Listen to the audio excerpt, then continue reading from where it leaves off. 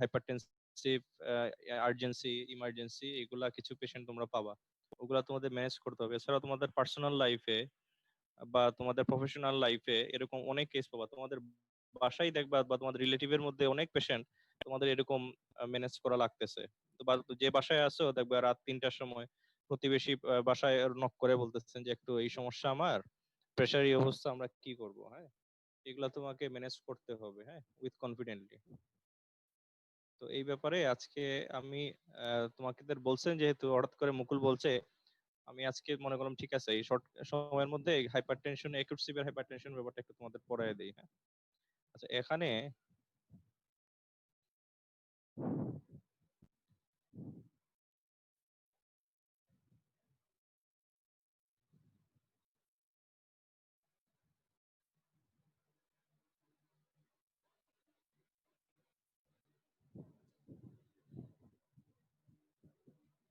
এখানে new England journal of মেডিসিনের 2019 সালের 7 নভেম্বর একটা ওরা একিউট সিভিয়ার হাইপারটেনশনের উপরে ওরা একটা পেপার পাবলিশ করছিল।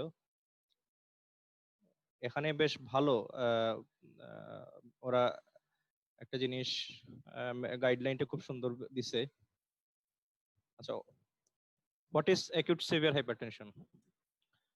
আমরা এখানে যে আজকে দেখবো এটা যে what is acute severe hypertension, types of acute severe hypertension, তারপর স্ট্রাকচারাল অ্যাপ্রোচ যেটা to the management of acute severe hypertension কিভাবে করব, accurate measurement of blood pressure, তারপর evaluation of for potential precipitants, evidence damage, treatment decision based on the target organ damage.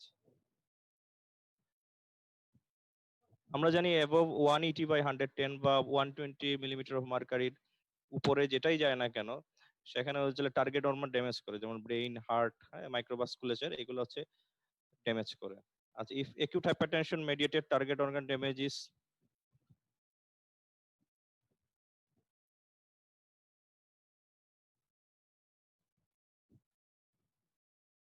present, the condition is level hypertensive emergency and demand immediate and aggressive treatment to limit progressive injury.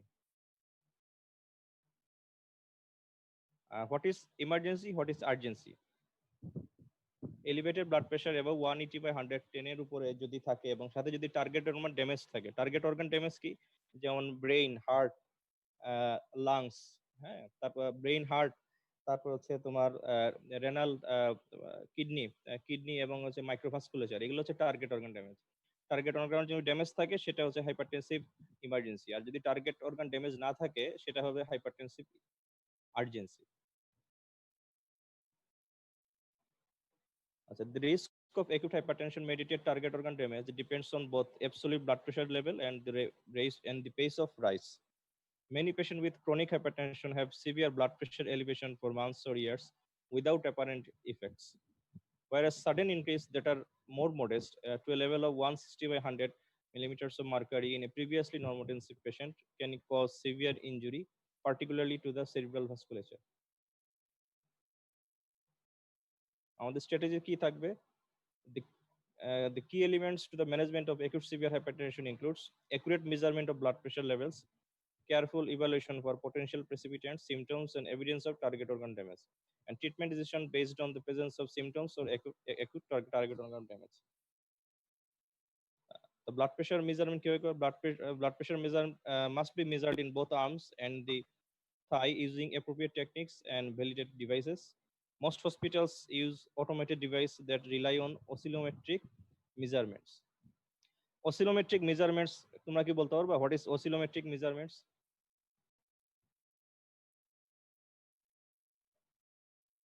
Two large registry studies comparing oscillometric and intra-arterial measurements in critical care or surgical patients showed that oscillometric devices consistently underestimate blood pressure level by as much as 50 or 30 millimeters of mercury when recorded intra-arterial levels are above 180/100 millimeters of mercury. Oscillometry measurements that use aneroid or mercury devices also have substantial discordance from intra-arterial measurements in high blood pressure range, even when meticulous techniques is applied. oscillometric device বা oscillometric measurement টা কি বলতে পারবা?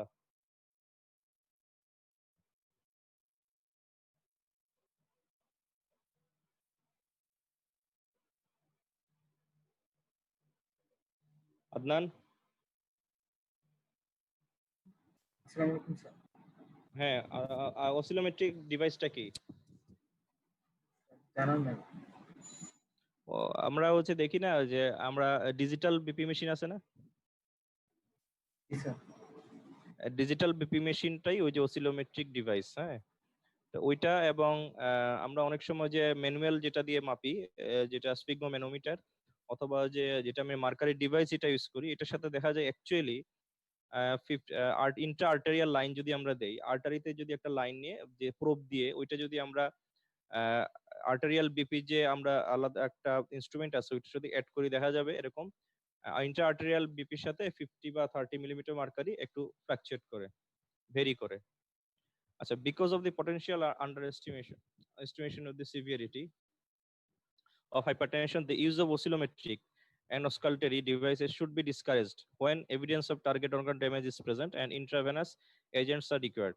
In such cases, placement of an arterial catheter is indicated in the absence of target organ damage. Non-invasive oscillometric or auscultatory devices are typically used to guide treatment despite their limitations.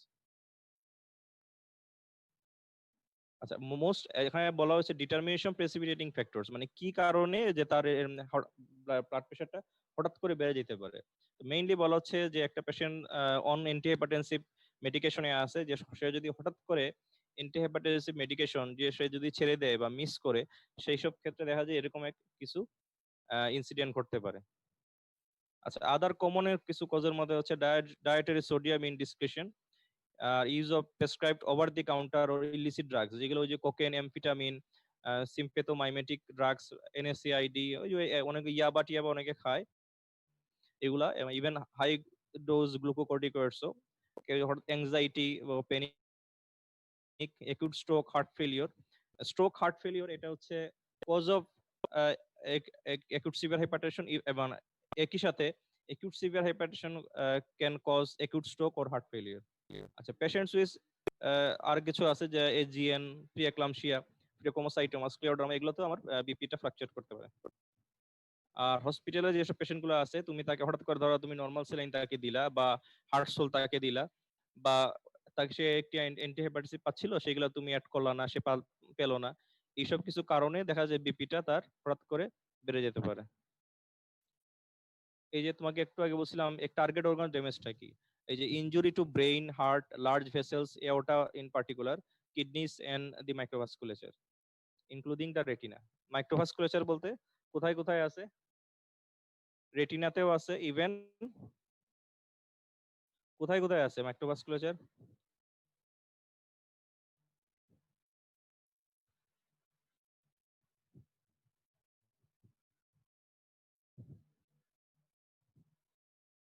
আচ্ছা, diffuse microvascular injury, বলো।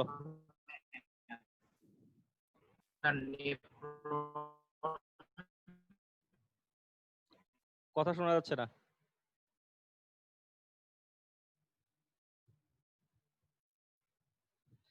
আচ্ছা, diffuse microvascular injury also known as malignant hypertension, আগে malignant hypertension টার্মটা use করা হতো, এখন আর এরকম হয় না।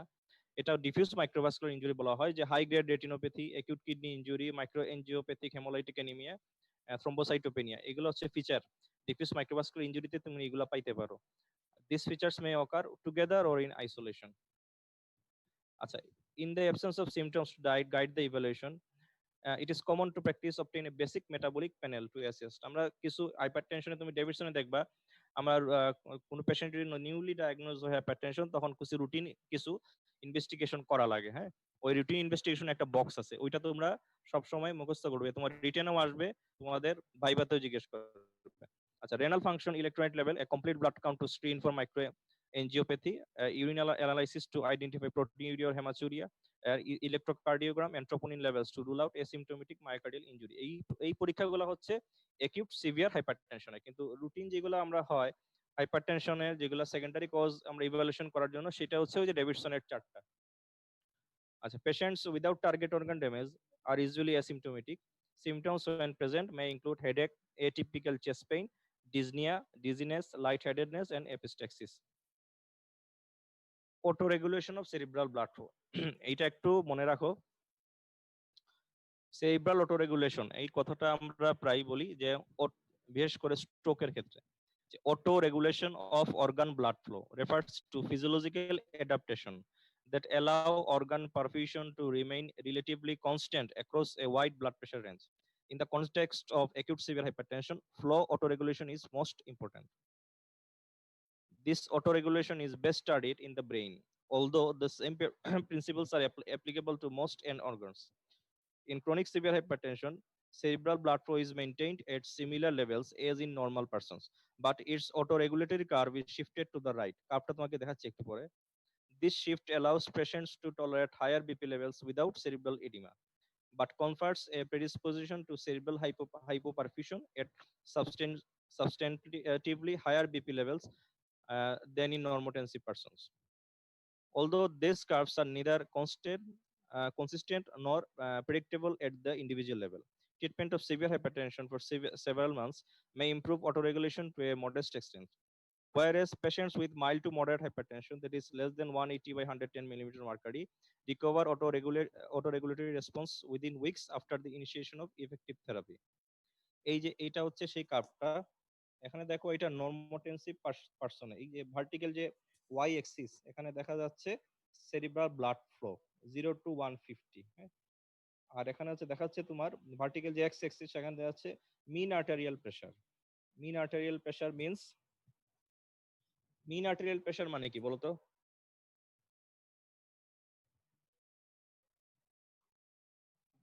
সিস্টোলিক আর ডায়াস্টোলিক প্রেসারের এভারেজ। না না, ডেফিনিশন আছে, একটু কে পারো একটু বলো তো।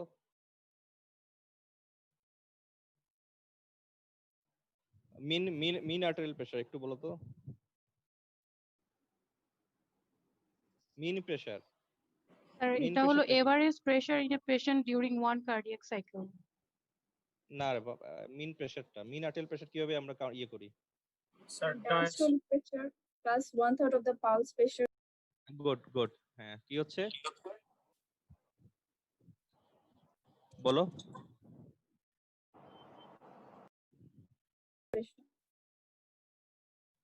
আচ্ছা পালস প্রেসারটা কি? What is pulse pressure? The difference between the systolic and diastolic হ্যাঁ, আর মিন প্রেসারটা কি? Diastole plus 1/3 of pulse pressure, এটা হচ্ছে মিন প্রেসার। হ্যাঁ, এটা খুবই ইম্পর্টেন্ট। এটা এই বিভিন্ন এই যে এইসব ক্ষেত্রে দেখবা আমরা মিন প্রেসারটা খুব বেশি আমরা ইউজ করি। যে যেমন দেখো এটাও দেখাচ্ছে তোমাকে মিন প্রেসার, সিস্টলও দেখাচ্ছে না, ডায়াস্টলও দেখাচ্ছে না, এখানে তোমার দেখাচ্ছে mean pressure. Mean pressure means diastolic pressure plus 1/3 of pulse pressure. এখানে দেখা যাচ্ছে এই যে দেখো যে একটা রোগীর যদি যখন প্রেসার বাড়তে থাকে তার সেরিব্রাল ব্লাড ফ্লো ইনক্রিজ করে। এই যে দেখো এটা এটা নর্মোটেনসিভ পারসন কি হচ্ছে এই যে বিপি বাড়তেছে, এই যে তার সেরিব্রাল ফ্লো বাড়তেছে একটা লেভেলে, যে সেরিব্রাল অটো রেগুলেটরি মেকানিজমের জন্য আর সেরিব্রাল ব্লাড ফ্লো বাড়বে না, এই একটা লেভেলে প্লেটু দেখো এই লেভেলে তার রয়ে গেছে। এর থেকেও যদি বেশি হয় তখন এই যে এখানে এই যে complication from acute severe hypertension যদি হয় তখন এই ডিফিউজ এন্ডোথেলিয়াল ইনজুরি হয়, রেটিনাল ড্যামেজ হয়, সেরিব্রাল এডিমা হয়, এই যে এখানে এসে। তার মানে মিন আর্টেরিয়াল প্রেসার যখন 150 তখন যে এই ঘটনাগুলো হচ্ছে। কিন্তু যেসব পেশেন্টের যেগুলা ক্রনিক যারা হাইপারটেনশন তাদের দেখো জিনিসটা হচ্ছে এরকম যে তার অনেক দিন ধরে প্রেসার বেশি এসিমটোমেটিক থাকতে থাকতে কি হয়, তার সেরিব্রাল অটো রেগুলেশনের জন্য বিপি ক্রনিক্যালি বেশি ছিল, এই জন্য তার cerebral blood flow, cerebral vessel গুলা নিজেদের মধ্যে একটা অটো রেগুলেটরি মেকানিজমের জন্য তার অ্যাডাপ্ট করে নিছে। এই জন্য দেখো এইটা এই কার্ভটার শিফটেড টু দ্য রাইট।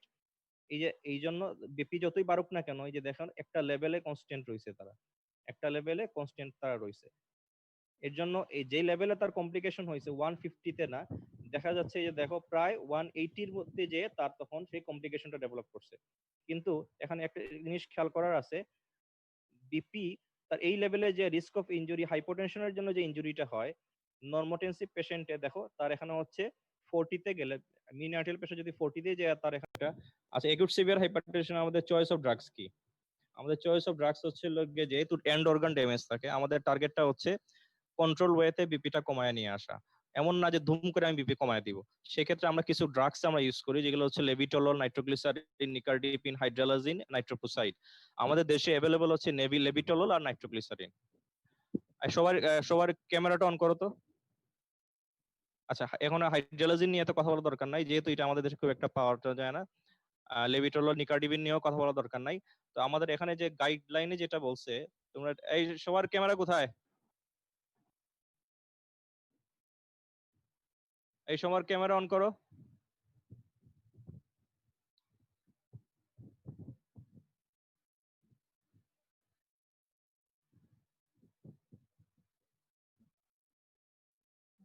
এই শহীদ,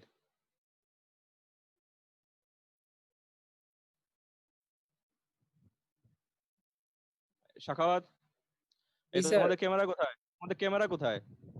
স্যার ক্যামেরা অন করছি স্যার। সবার ক্যামেরা অন করো, মিউট করে দিও, কিন্তু ক্যামেরা অন করো।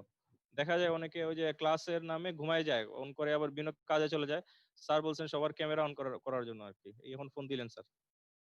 আচ্ছা শোনো, এখানে গাইডলাইন রিকমেন্ডেড কি আমাদের কি এখানে ব্লাড প্রেশার ডিক্রিজ করতে হবে no more than 20 to 25% in first hour. হ্যাঁ, আমাদের প্রথম আমি কন্ট্রোল ওয়ে প্রথমে তো বলছিলাম আমাদের টার্গেটটা হবে BP com, BP reduction, but with control way. কিরকম?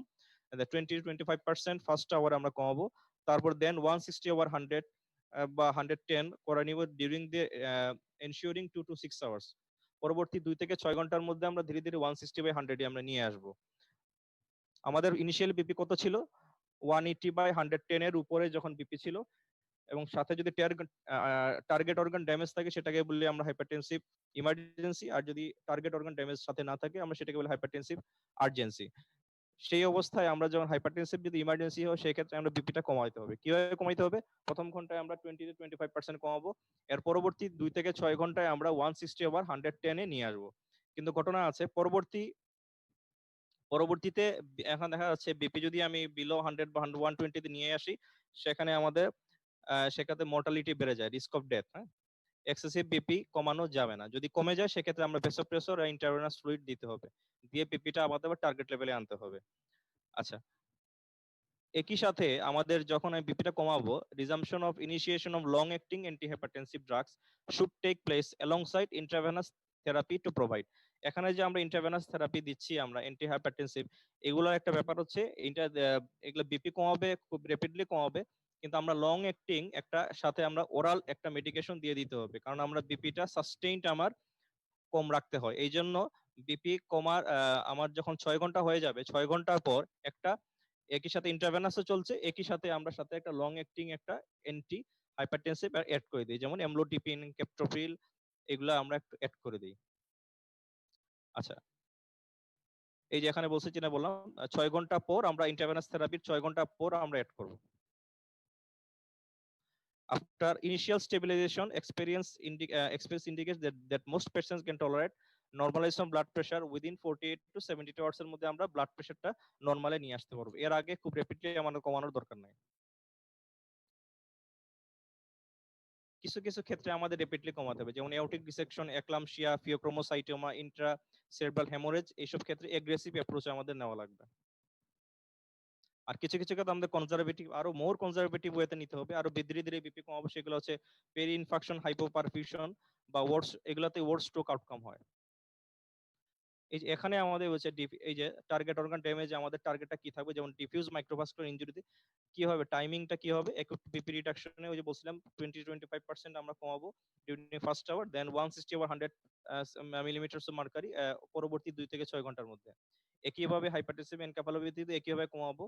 আমার সেক্ষেত্রে আমরা ইন্টারভেনাস ড্রাগস গুলো কি কি বললাম, লেবিটলল, নিকার্ডিপিন, নাইট্রোপ্রোসাইড। আমাদের দেশে পাওয়া যায় লেবিটলল আর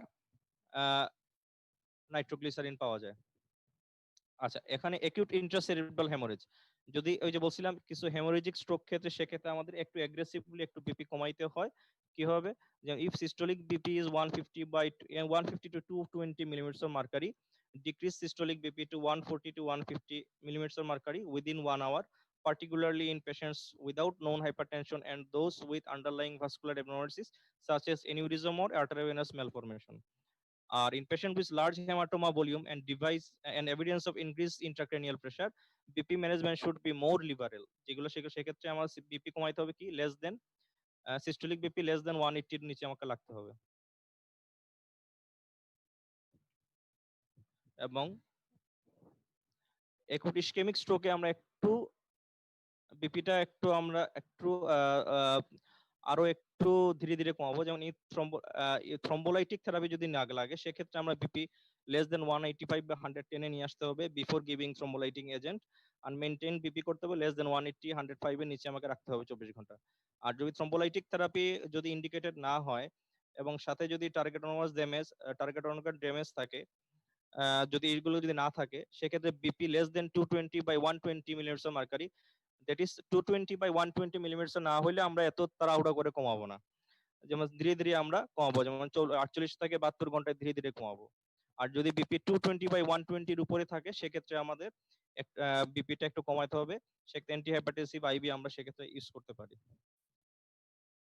একুট করোনারি সিনড্রোমে একই দেখা যাচ্ছে, ডিক্রিজ সিস্টোলিক বিপি লেস দেন 140 আমাদের টার্গেট, সিস্টোলিক হার্ট ফেলিওরে হচ্ছে লেস দেন 140 এখানে আমাদের টার্গেট, এওটিক ডিসেকশনে লেস দেন 120 আমাদের সেক্ষেত্রে টার্গেট সিস্টোলিক, আর ডায়াস্টোলিক হচ্ছে লেস দেন 60।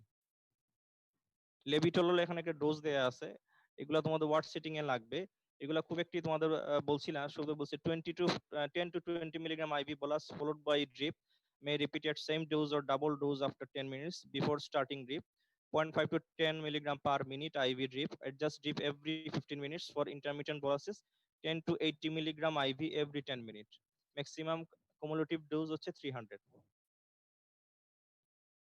নিকারটিপিন নাইট্রোগ্লিসারিন এগুলো তো লাগবে না, নাইট্রোগ্লিসারিন যদি আমরা দেই ওটা কম দেই। আচ্ছা, হাইপারটেনসিভ আর্জেন্সি তোমাদের আগেও বলছিলাম যেটা টার্গেট অর্গান ড্যামেজটা থাকবে না, এগুলাকে আমরা হোম ট্রিটমেন্ট আমরা ট্রিটমেন্ট দিয়ে আমরা বাসায় ফলো আপের জন্য ছেড়ে দিতে পারি, হসপিটালে আমাকে অ্যাডমিশন না করলেও হয় আর্জেন্সিতে, কিন্তু ইমার্জেন্সিতে অবশ্যই তাকে হসপিটালে অ্যাডমিট করতে হবে। আচ্ছা,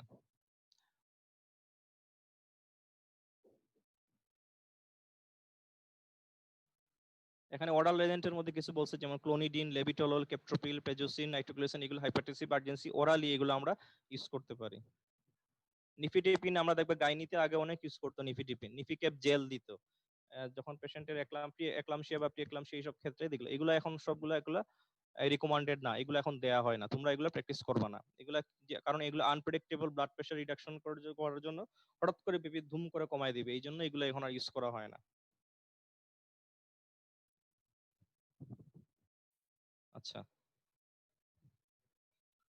এখানে এই চার্টটা তোমাদের দেখা দরকার, এই যে ওভারঅল এতক্ষণ যেটা আমরা দেখলাম সেটাই, ব্লাড প্রেশারটা কি হবে, মোর দেন 180 বাই 110 বা 120 যে নিয়ে তোমার কাছে যদি আসে, সাথে তুমি মাল্টিপল মেজারমেন্টে যদি তুমি একইভাবে একুরেট ডিভাইস দিয়ে যদি তুমি পাও, সেক্ষেত্রে তোমাদের টার্গেট অর্গান ড্যামেজ আছে কিনা তোমার দেখা লাগবে, যদি তোমার টার্গেট অর্গান ড্যামেজ থাকে একদিকে অ্যাপ্রোচ, আর যদি টার্গেট অর্গান ড্যামেজ না থাকে তখন অন্যদিকে অ্যাপ্রোচ।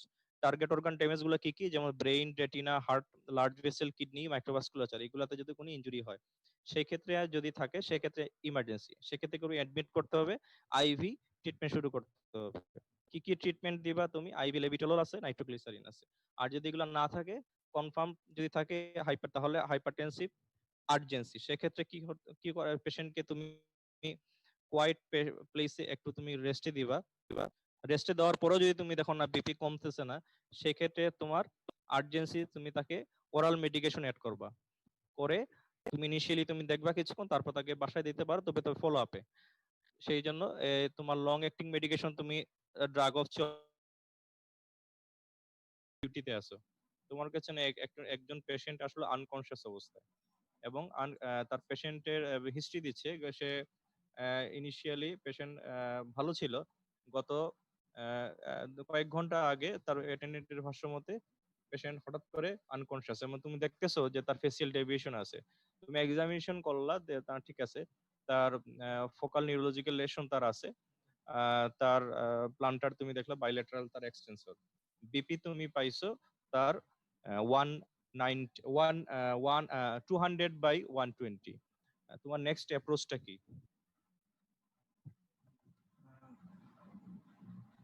তার আরবিএস ভালো আছে, তার মানে তার হাইপোগ্লাইসেমিয়া না, হ্যাঁ, তার স্ট্রোকের ফিচার তুমি পাইছো, সাথে তার হচ্ছে বিপি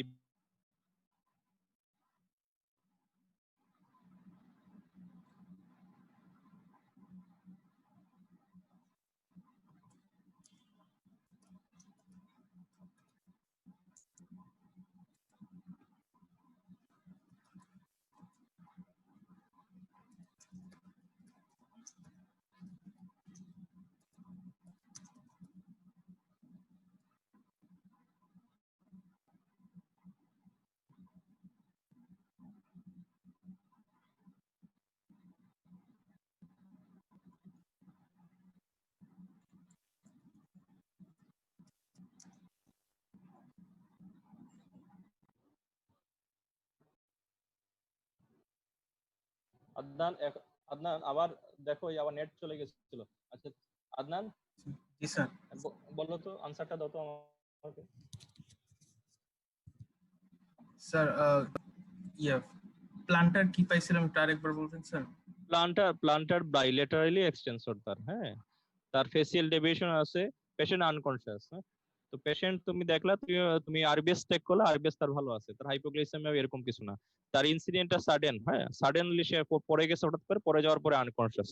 তোমার নিউরোলজিক্যাল ইনিশিয়াল ইনভেস্টিগেশন করে, তোমার ইনিশিয়ালি তোমার ক্লিনিক্যাল এক্সামিনেশন করে তার মনে হলো তোমার তোমার প্রভিশনাল ডায়াগনোসিস হচ্ছে স্ট্রোক। হ্যাঁ, সেই ক্ষেত্রে এবং বিপিটা তুমি দেখলা তার অনেক বেশি, 200/120। সেক্ষেত্রে তোমার পরবর্তী মানে অ্যাপ্রোচটা কি? স্যার পরবর্তী অ্যাপ্রোচ স্যার ফার্স্ট হচ্ছে এয়ারওয়ে ব্রিদিং সার্কুলেশন এগুলো ইনশিওর করব।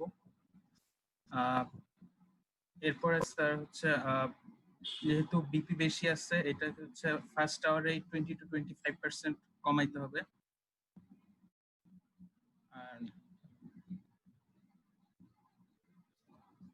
স্যার হচ্ছে ওই ব্রেইনের লেশনটা কোন জায়গায় এবং স্যার এটা হেমোরেজিক নাকি ইসকেমিক এটা দেখার জন্য স্যার একটা সিটি স্ক্যান করতে দিব। আর স্যার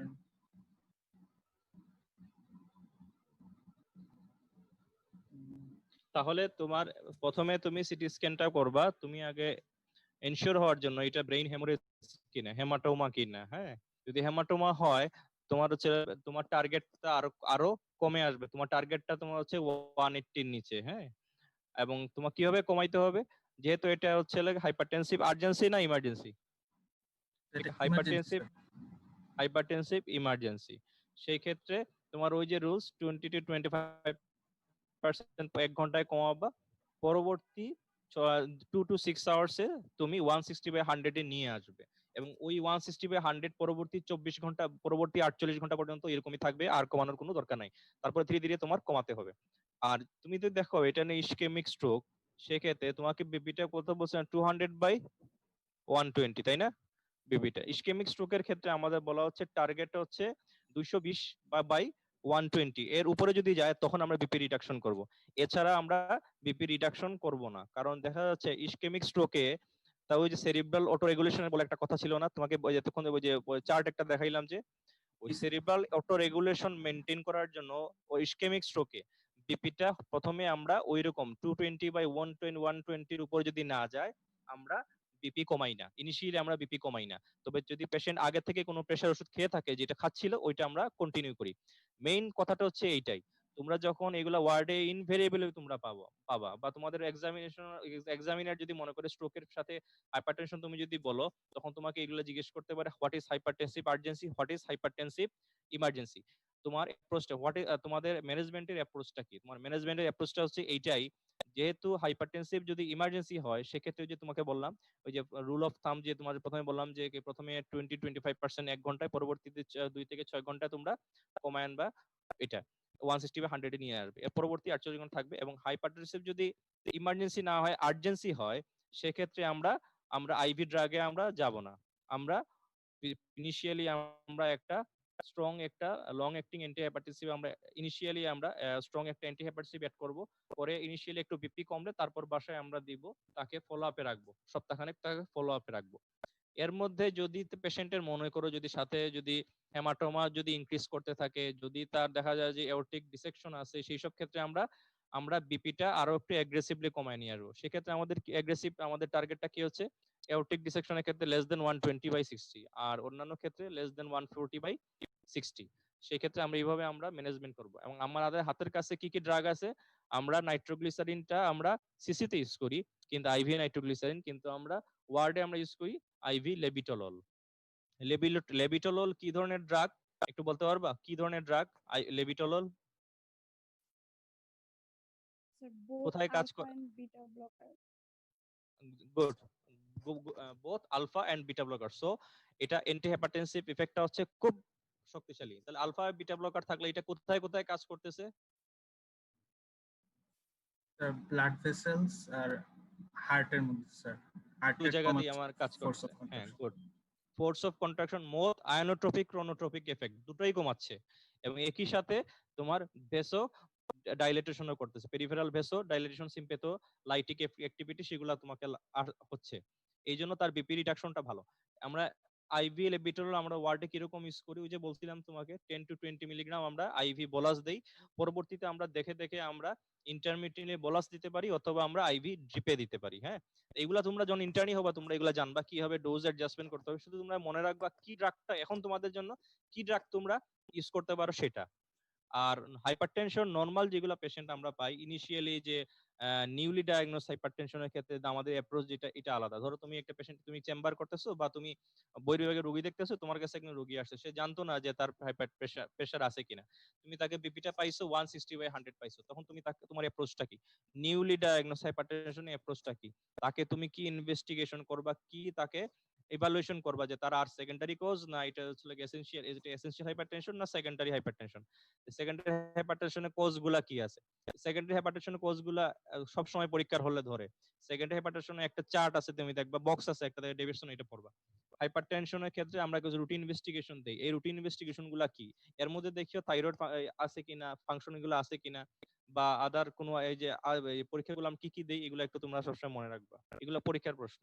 এরপরে আমরা ম্যানেজমেন্টে আমরা যখন যাই, ম্যানেজমেন্টে গেলে আমরা কতগুলো জিনিস কনসিডার করি, কি কি জিনিস কনসিডার করি, তার বয়সটা কত, এইজ কত, তার কোমরবিডিটিস কি, কোমরবিডিটিস মানে তার হার্টের সমস্যা আছে কিনা, তার ডায়াবেটিক আছে কিনা সাথে, তার কোনো ডিসলিপিডেমিয়া বা আদার কোনো অসুখ আছে কিনা। সেই ক্ষেত্রে আমরা চয়েস অফ ড্রাগসের ক্ষেত্রে আমাদের অনেক কিছু মানে চিন্তা ভাবনা করা লাগে। যেমন যদি সাথে ডায়াবেটিক থাকে সেক্ষেত্রে এসি ইনহিবিটর বা ARB is a good choice. যদি তার যদি ইসকেমিক হার্ট ডিজিজ থাকে সেক্ষেত্রে beta blocker ACE inhibitor is a good choice. Amlodipine যদি তার সিকেডি থাকে, কিডনির সমস্যা থাকে, এসি ইনহিবিটর বা ক্যালসিয়াম চ্যানেল ব্লকার তোমাকে দেওয়া লাগবেই। এইসব জিনিস আমরা সাথে সাথে যদি ইয়ে থাকে কোমরবিডিটিস কিছু থাকে সেক্ষেত্রে আমরা ড্রাগের ক্ষেত্রে আমরা চয়েস কিছু কিছু মানে এখানে কিছু চয়েস অফ ড্রাগে আমাদের কিছু চিন্তা ভাবনা করে দিতে হয়। তবে ইউজুয়ালি আমাদের কি করি, আমরা ওই যে বয়সের ক্ষেত্রে যদি চিন্তা করি, ওই যে ডেভিডসন একটা কাজ আছে না, 55 বয়স কত, 55 এর উপরে একটা, 55 এর নিচে একটা, তাই না? সেক্ষেত্রে আমরা কি করি, ওল্ড এজ হলে আমরা ক্যালসিয়াম চ্যানেল ব্লকার আমরা ইউজ করি, আর নিচে হলে আমরা ইউজুয়ালি এসি ইনহিবিটর এআরবি এগুলো ইউজ করি। তবে খেয়াল রাখবা সব সময় ভালো করে, এটা তোমাদের বইয়ে লেখা নাই হয়তোবা, তোমার বা লেখা থাকতেও পারে, তোমরা হয়তো খেয়াল করো না। ইয়াং পেশেন্টের যদি তুমি যদি ইয়ে বেশি পাও, ধরো hypertension, young patient with hypertension, তাকে বিটা ব্লকার দিতে গেলে চিন্তা ভাবনা করে দিবা। বিটা ব্লকার খুব বেশি একদম ইন্ডিকেটেড, তার বিটা ব্লকার দেওয়াই লাগবে। সেক্ষেত্রে তোমরা সিলেক্টিভ বিটা ব্লকার, যদি সাথে তার আইএসডি অন্য কোনো কারণে যদি তোমার দেওয়া লাগে, সিলেক্টিভ বিটা ব্লকার দিবা, নন সিলেক্টিভ বিটা ব্লকার কখনো দিবা না। হ্যাঁ, এখানে লিবিডো এফেক্ট এবং অন্যান্য কিছু সমস্যা থাকে, এই জন্য কখনো ইয়াং পেশেন্টের তোমরা নন সিলেক্টিভ বিটা ব্লকার কখনো দিতে যাবা না। সেক্ষেত্রে selective beta blocker, ACE inhibitor is a good drug, এসবকে তোমরা ইউজ করতে পারো। আর ওল্ড এজে তোমাকে বলছিলাম ক্যালসিয়াম চ্যানেল ব্লকার, কেন বলছেন ওল্ড এজে ক্যালসিয়াম চ্যানেল ব্লকার, কারণ কি আমাদের এথেরোস্ক্লেরোসিস কি আমাদের জন্মের পর থেকে শুরু হচ্ছে। বয়স যাদের বেশি তাদের এথেরোস্ক্লেরোসিসটা বেশি থাকে, ব্লাড ভেসেল গুলা স্টিফ হয়ে যায়। এই ব্লাড ভেসেল গুলা যেগুলো স্টিফ হয়ে যায়, এগুলাই তুমি যতই তুমি এসি ইনহিবিটর বা এআরবি গুলো কি ভলিউমের উপর কাজ করতে, ব্লাড ভলিউমের উপর কাজ করতেছে, বা বিটা ব্লকার এগুলা থেকে যত কমানো যায় তার থেকে ক্যালসিয়াম চ্যানেল ব্লকার দিয়ে মায়োকার্ডিয়াল কন্ট্রাকশনালিটি কমানো বা অন্যান্য ক্ষেত্রে সেক্ষেত্রে ক্যালসিয়াম চ্যানেল ব্লকারটা দেয়া তোমাদের মোর যুক্তিযুক্ত এবং সেক্ষেত্রে কাজও করে ভালো। যেমন তুমি ধরো একটা পেশেন্টের যখন তুমি বিপি রিডাকশনের তুমি যখন দেবে এসি ইনহিবিটর এআরবি, সে কি করবে, যেমন বলো আদনানকে বলবে, যেমন ধরো আদনান তুমি এখন ধরো ক্লাস করতেছো, তো সেক্ষেত্রে ধরো আমি তোমাকে বললাম যে আদনান বাবা তুমি খুব ভালো ছেলে, তুমি একটু প্রতিদিন ক্লাসে আসবা, এটা হচ্ছে এসি ইনহিবিটর কি করবে, প্রেশারটা কমাবে, হবে বাবা তুমি প্রেশারটা নামো। আর আমি যদি এইভাবে বলি আদনান তুমি প্রতিদিন তোমার কাছে আসতে হবে, না আসলে তোমাকে পার্সেন্টেজ আমি দিব না, this is calcium channel blocker. Calcium channel blocker তার বিপি কিছুটা হলেও কমাবে, this is calcium channel blocker. So যদি তোমার কখনো তোমার মনে হয় না বিপি রিডাকশনটা তার খুবই জরুরি, কমাইতেই হবে, তাহলে calcium channel blocker is a good drug. সেই ক্ষেত্রে ক্যালসিয়াম চ্যানেল ব্লকারটা সব সময় তোমার হাতের মানে একটা হচ্ছে তোমার মানে কনফিডেন্টলি এটা ইউজ করতে। ক্যালসিয়াম চ্যানেল ব্লকারে কন্ট্রাইন্ডিকেশন শুধু হার্ট ফেলিওর এইসব কিছু ছাড়া অন্যান্য কেস তুমি দিতে পারো। যেমন একটা পেশেন্টের ক্রিয়েটিনিন বেশি, সেটা রাইজিং হচ্ছে কিনা, বা পেশেন্টের যদি হাইপোভোলিমিয়া থাকে বা পোস্টাল হাইপোটেনশনের ব্যাপার থাকে, সেক্ষেত্রে কিন্তু এসি ইনহিবিটর এআরবি দেওয়ার একটু চিন্তা ভাবনা করে দেওয়া উচিত। তার যদি দেখা যায় আছে রাইজিং ক্রিয়েটিন থাকে, তুমি এসি ইনহিবিটর বিআরবি এগুলো তুমি দিতে পারবে না, কিন্তু ক্যালসিয়াম চ্যানেল ব্লকার কিন্তু এইসব ক্ষেত্রে তুমি দিতে পারো। তো এইসব বিভিন্ন জিনিস তোমাকে দেখা লাগে। তুমি একজন পেশেন্টকে ক্যালসিয়াম চ্যানেল ব্লকার দিলা, তারপরও তার দেখা গেল যে তার এডিমা ডেভেলপ করলো। এডিমা ডেভেলপ করতেই পারে। ক্যালসিয়াম চ্যানেল ব্লকারের একটা কমন সাইড এফেক্ট হচ্ছে গিয়ে যে পেরিফেরাল ভেসেলে ভেসোডাইলেশন হয়, এইসব কারণে এডিমা হয়। এগুলা পেশেন্ট কাউন্সিলিং করলেই হবে, অসুবিধা নাই। তবে কিছু কিছু সিলেক্টিভ কিছু বলতেছে যে সিলনিডিপিন নাকি অনেক সময় তোমার এইসব ক্ষেত্রে এগুলা কম করে, এছাড়া কম্বিনেশন ড্রাগ কিছু ইউজ করে সেগুলো কিছু তোমার এডিমা কম করে। হ্যাঁ, এগুলা তোমার কিছু চিন্তা ভাবনা করতে হবে। এমলোডিপিন দিলা, এসি ইনহিবিটর দিলা, এআরবি দিলা, কমতেছে না, তখন আলফা ব্লকার আছে, এগুলো আলফা ব্লকার তুমি এগুলো দিতে পারো, প্রেজোসিন এগুলো ইউজ করতে পারো। বিভিন্ন ধরনের তোমাদের চয়েস আছে। আবার প্রেগন্যান্সির সময় তোমাদের চিন্তা করতে হবে, প্রেগন্যান্সির সময় এসি ইনহিবিটর তোমার দিতে পারবে না। প্রেগন্যান্সির সময় তুমি ক্যালসিয়াম চ্যানেল ব্লকার হয়ে তুমি দেওয়া যায় না, সব ক্যালসিয়াম ব্লকার দেওয়া যায় না। সেক্ষেত্রে তুমি ওই যে labetalol is the drug of choice. হ্যাঁ, সেন্ট্রালি অ্যাক্টিং কিছু আছে, আলফা মিথাইল ডোপা, এগুলো অনেক সময় ইউজ করা হয়। এইগুলা তোমার সবসময় এগুলা চিন্তা করা লাগে আর কি। হ্যাঁ, তোমাদের হাইপারটেনশন সম্বন্ধে কিছু কি আর কি কিছু জিজ্ঞেস করা আছে?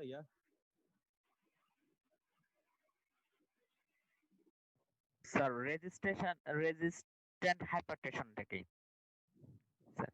রেজিস্ট্যান্ট হাইপারটেনশন নামে কোনো খুব টার্ম আমি রেজিস্ট্যান্ট হাইপার খুব একটা ইউজ করা হয় না। যেমন ওই যে বললাম যে মেলিগন্যান্ট হাইপারটেনশন আগে একটা টার্ম ছিল, ওইটা এখন টার্মিনোলজি চেঞ্জ হয়ে গেছে। রেজিস্ট্যান্ট হাইপারটেনশন তুমি যদি বলতে চাও যে রেজিস্ট্যান্ট হাইপারটেনশন, ধরো অনেক তুমি কিছু কিছু তুমি অ্যান্টিহাইপারটেনসিভ অনেক ইউজ করতেছো, 3টা ড্রাগ ইউজ করছো, তারপর তার বিপি কমতেছে না, এগুলা যেমন কোন কোন ক্ষেত্রে হয়? যেগুলো সিকেডি, বিশেষ করে সিকেডি পেশেন্টের, তুমি ড্রাগ প্রথমে ইউজ করলা ক্যালসিয়াম চ্যানেল ব্লকার এআরবি, তারপরে calcium channel blocker beta blocker use করতেছে, তা করতেছে না, তখন তুমি কি ইউজ করলা আলফা আলফা ব্লকার। এইসব ক্ষেত্রে দেখা যায় সাথে আলফা ব্লকার দিলে অনেক সময় বিপি কমে আসে। হ্যাঁ, এই। Thank you sir. আর কিছু বলবা? স্যার স্যার যদি বাসায় এরকম ম্যানেজমেন্ট না থাকে,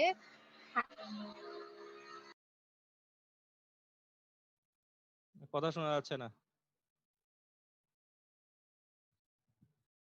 স্যার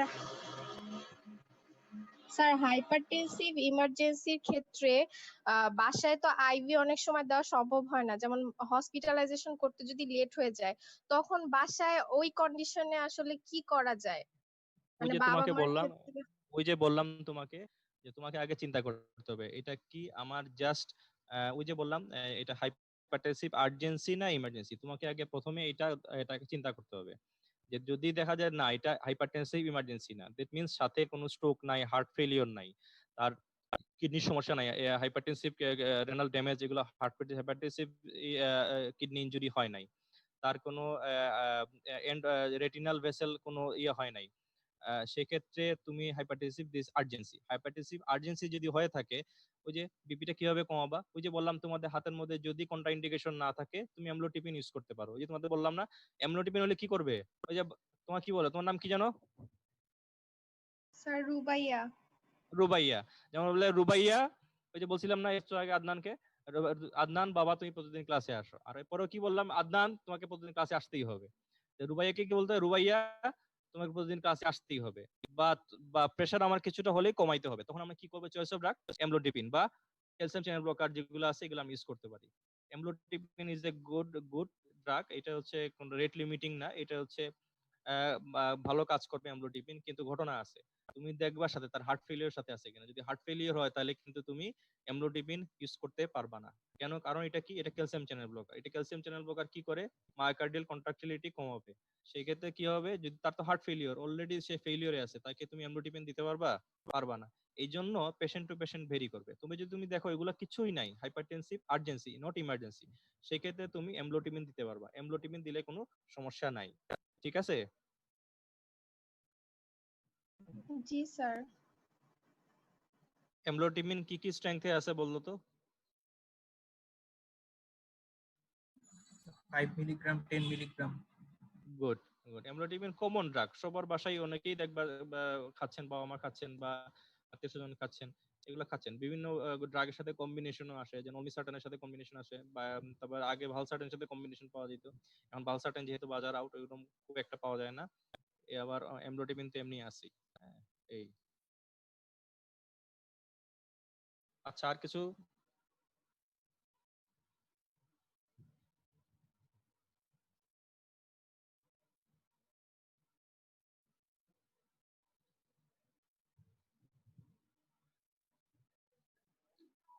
স্যার হেমোরেজিক স্ট্রোকে স্যার ব্লাড প্রেশার ম্যানেজমেন্ট যদি কাইন্ডলি আরেকটু বলতেন স্যার। হেমোরেজিক স্ট্রোকে তোমাকে কি বললাম যে হেমোরেজিক স্ট্রোক হচ্ছে আমার টার্গেট হচ্ছে বিপি 180 নিচে নিয়ে আসতে হবে। 180 এর উপরে থাকলেই ইসকেমিক স্ট্রোকে হচ্ছে আমরা বলছিলাম 220, আর হেমোরেজিক স্ট্রোকে আমার হচ্ছে ইয়েটা কোনটা, সিলিংটা কোনটা, 180। 180 এর উপরে হলেই তাকে আমাকে ম্যানেজ করতে হবে, ব্লাড প্রেশার কমাইতে হবে। কিভাবে কমাবো? ওই যে বললাম আমরা আইভি ড্রাগ ইউজ করতে পারি, যেহেতু আমরা এটা হাইপারটেনসিভ ইমার্জেন্সি, সেক্ষেত্রে আমরা লেবিটোল দিয়ে অবশ্যই আমরা 180 নিচে কমায় নিয়ে যাবো। কতটুকু কমাবো?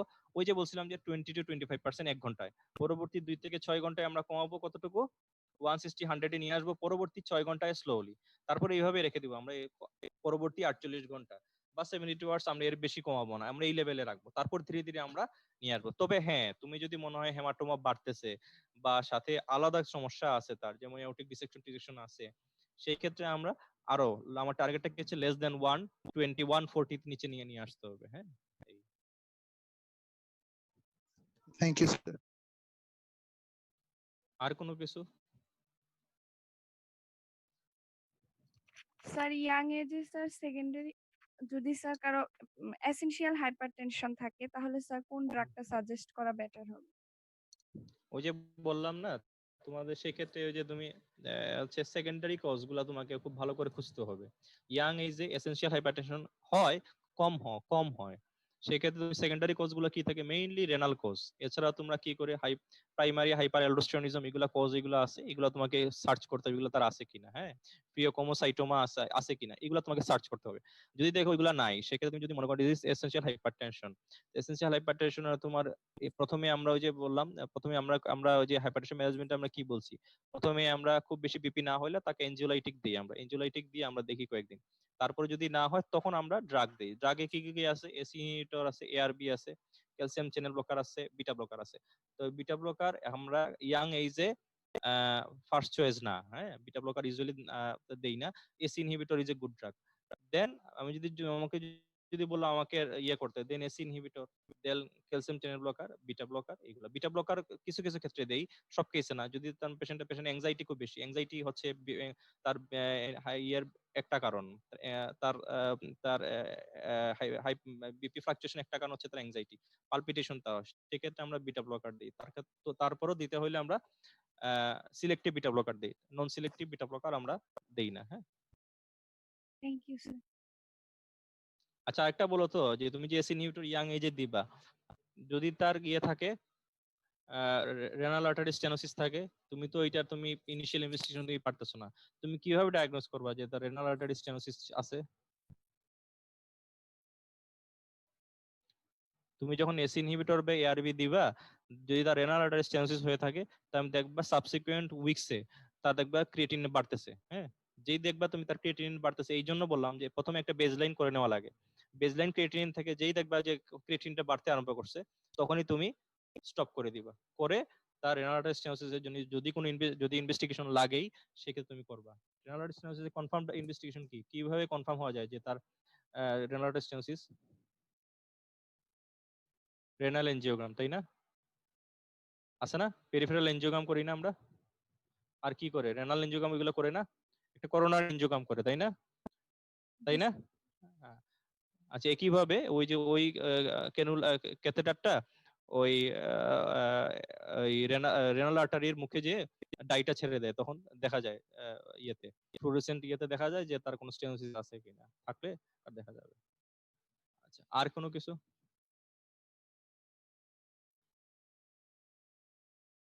স্যার কোনো পেশেন্ট এসি ইনহিবিটর বা এআরবি যারা নিচ্ছে স্যার, তাদের কি বডি ফ্লুইড অটো রেগুলেশনে কোনো প্রবলেম হবে? না, ওই যে এটা তো কাজ হচ্ছে বডি ফ্লুইডে, এটা মেকানিজমটা কি? বডি ফ্লুইড দিয়েই। মেকানিজম কোথায়? আরেকটা আর কোথায় কাজ করে? আর কোথায় কাজ করে? ভেসেলে কাজ করে, তাই না? একটা বডি ফ্লুইড আর একটা ভেসেল, তাই না? এনজিওটেনসিনের একটা কাজ ভেসেলের উপর আছে না? আছে না নাই? আছে। তো এখন, হ্যাঁ, তো এখন এই জন্য বললাম যে পোস্টারাল হাইপোটেনশন হয়। পোস্টারাল হাইপোটেনশন হয় কাদের? ওই যে বেশিরভাগ ক্ষেত্রে ওল্ড এজ মহিলাদের পোস্টাল হাইপারটেনশন হয়। এই জন্য তুমি বলাই আছে এসি ইনহিবিটর এআরবি দিলে রাতের দিকে দেওয়া ভালো। এছাড়া ফার্স্ট ডোজ হাইপারটেনশন যে পোস্টাল হাইপারটেনশন হয় এর জন্য পেশেন্টকে কাউন্সিলিং করা লাগে যে আপনি বিছানা থেকে ওঠার সময় আগে উঠে প্রথমে বসবেন, পা মেঝেতে রেখে প্রথমে বসবেন, তারপর কোনো কিছু ধরে উঠবেন। হঠাৎ করে বিছানা থেকে ঘুম থেকে উঠেই উঠতে যাবেন না। এইগুলা কাউন্সিলিং তার করা লাগে। যে পোস্টাল হাইপারটেনশন তার করতে পারে। সবার ক্ষেত্রে করবে এমন কোনো কথা নাই। যখন অ্যাডজাস্ট হয়ে যাবে এগুলো তখন আর করবে না। কিন্তু আরেকটা ব্যাপার তো মনে রাখতে হবে, যারা তোমাদের বাসায় দেখবা যারা এসি ইনহিবিটর বা এআরবি পায়, যদি তাদের যদি দেখো তার লুজ মোশন হচ্ছে অনেক কয়েকদিন যাবত, মানে বডি ফ্লুইড লস হচ্ছে। ডায়রিয়াতে কি হচ্ছে? ফ্লুইড লস হচ্ছে না? হচ্ছে। নট অনলি দিস, তার সোডিয়াম লসও হচ্ছে। এইসব ক্ষেত্রে যখন হয় তখন তুমি সে যদি সাথে এসি ইনহিবিটরও যদি বা এআরবি যদি সাথে খাচ্ছে, আমি তো আগে থেকে প্রেশার ওষুধ খাচ্ছে, তো সে কিভাবে সেও খাচ্ছে, কন্টিনিউয়াস খাচ্ছে, তখন কি হবে? যেহেতু তার বডি ফ্লুইড কমে গেছে, তখন কি এই যে এই এসি ইনহিবিটর এআরবির ইফেক্টটা কি হবে?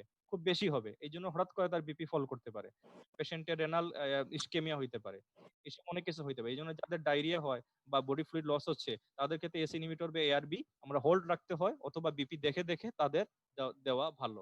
ক্লিয়ার? তোমাদের বাসায় যাদের আব্বা এআরবি বা এসি ইনহিবিটর এমন পেশেন্টে যদি হঠাৎ ডায়রিয়া বা ভমিটিং হয় তাহলে কি হাইপোনেট্রিমিয়া হওয়ার চান্স থাকে? হাইপোক্যালামিয়া মেইনলি তো পটাশিয়াম কমবে। আমাদের কি আমাদের যে ডায়রিয়া হয় কোনটা বেশি যায়? পটাশিয়াম লস হয়, সোডিয়াম, দুইটাই তো লস হয়। তার হাইপোনেট্রিমিয়া হবে, হাইপোক্যালামিয়াও হবে, তাই না? এগুলা যদি ইলেকট্রোড ইমব্যালেন্স থাকে তারপরেও তো এগুলা সোডিয়ামের সাথে কি যাতে ফ্লুইডও যাচ্ছে না, বা রেনাল মেকানিজম লস হবে না, সে রিটেনশন করতে যাবে সোডিয়াম। এই জন্য ঝামেলা হবে, বডি ফ্লুইডে ঝামেলা হবে। এই জন্য তোমার এসি ইনহিবিটর বা এআরবি তুমি দিতে হলে তখন তোমাকে বুঝে শুনে তোমার দেওয়া ভালো। হ্যাঁ, থ্যাংক ইউ স্যার।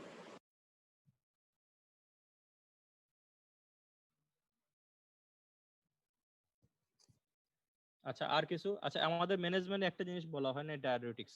তোমরা খেয়াল করছো না করো নাই?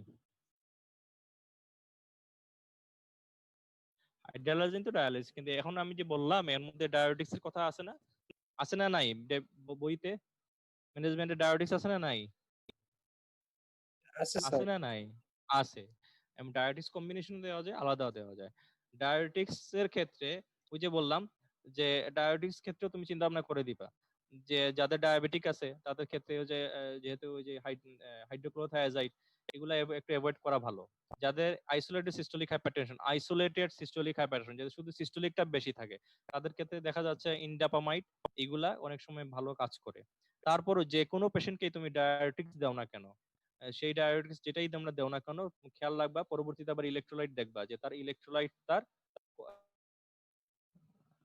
শাখাওয়াত কতটুকু কতটুকু শুনতে পারছিলা?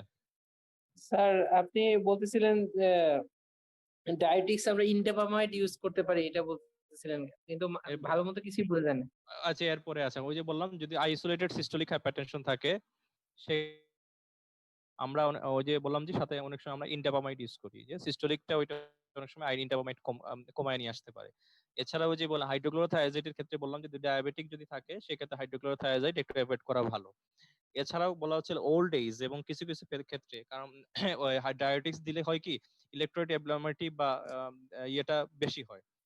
কিছু কিছু ইয়াং পেশেন্ট অনেক সময় হইতে পারে। যে একটা পার্সোনাল এক্সপিরিয়েন্স তোমাকে বললাম না, যে আমি যখন বারডেমে ছিলাম তখন হচ্ছে ইয়াং পেশেন্ট একটা আসছিল, সে হচ্ছে 1 মাস ধরে যে এসি ইনহিবিটরের সাথে ডায়াবেটিস কম্বিনেশন পাচ্ছিল।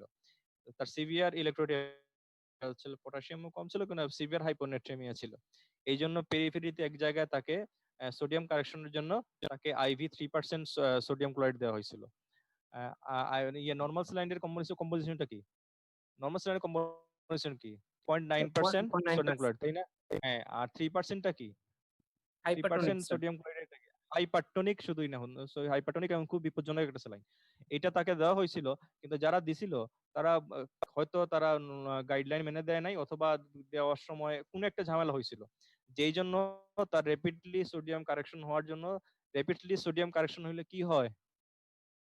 স্যার সেন্ট্রাল পন্টাইল ডিমাইলিসিস, সেরিবেলো পন্টাইন ডিমাইলিনেশন হয়, এবং এইটা পার্মানেন্ট ইরিভার্সিবল। এই রোগীর এই পেশেন্টটার জন্য আমাদের খারাপ লাগছিল, ইয়াং পেশেন্ট, এটা সেরিব্রাল ডিমাইলেশন হওয়ার পরে এটা পার্মানেন্ট, পরবর্তী রোগী মারা যায়, পরবর্তীতে প্রায় 1 মাসের মতো ছিল, পরে মারা গেছে। তো এই যে এগুলা যে করলাম, এগুলা এই যে এক্সপেরিয়েন্সের জন্য, যে ডায়াবেটিস স্কোর বা ঠিক আছে, যে ডায়াবেটিস আমাদের বিপি রিডাকশনের জন্য খুব ভালো ড্রাগ, কিন্তু কতগুলো জিনিস তোমাকে চিন্তা ভাবনা করতে হবে। হ্যাঁ, এবং ইয়াং পেশেন্টের ক্ষেত্রে ডায়াবেটিস ফার্স্ট চয়েস না। ডায়াবেটিস দেখা যাচ্ছে যাদের যে বিপি কমতেছে না, বা দেখা যাচ্ছে অনেক সময় হাইড্রোক্লোরোথায়াজাইড আমরা আইএসডি পেশেন্টকে আমরা দেই, কিছু কিছু ক্ষেত্রে কিছু ইয়ে আছে, এটা কিছু উপকার আছে। এই সময় হাইড্রোক্লোরোথায়াজাইড কম্বিনেশনটা দেই এসি ইনহিবিটরের সাথে, যেমন ওই যে ওসার্টিল প্লাস এনজিলোক প্লাস, তাই না, এগুলো আছে, এগুলা দিয়ে যায়। তারপরেও এগুলো দেওয়ার সময় তোমাকে পরবর্তীতে ইলেকট্রোলাইটটা দেখা লাগবে, যে তার সোডিয়ামটা কমে যাচ্ছে কিনা, পটাশিয়ামটা কমে যাচ্ছে কিনা দেখা লাগবে। এবং যদি ডায়াবেটিক থাকে, থায়াজাইড কম্বিনেশনটা অ্যাভয়েড করা ভালো। হ্যাঁ, এই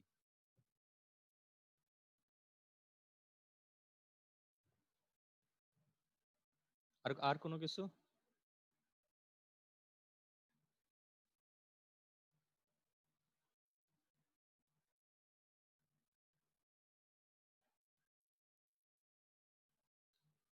আর কোনো কিছু জানার আছে?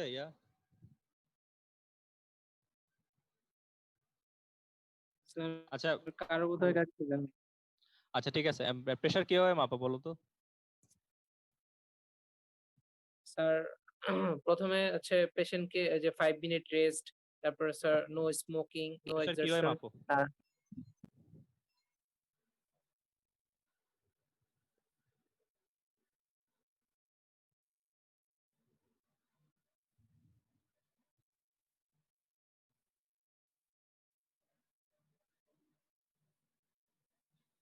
এই শোনা যাচ্ছে?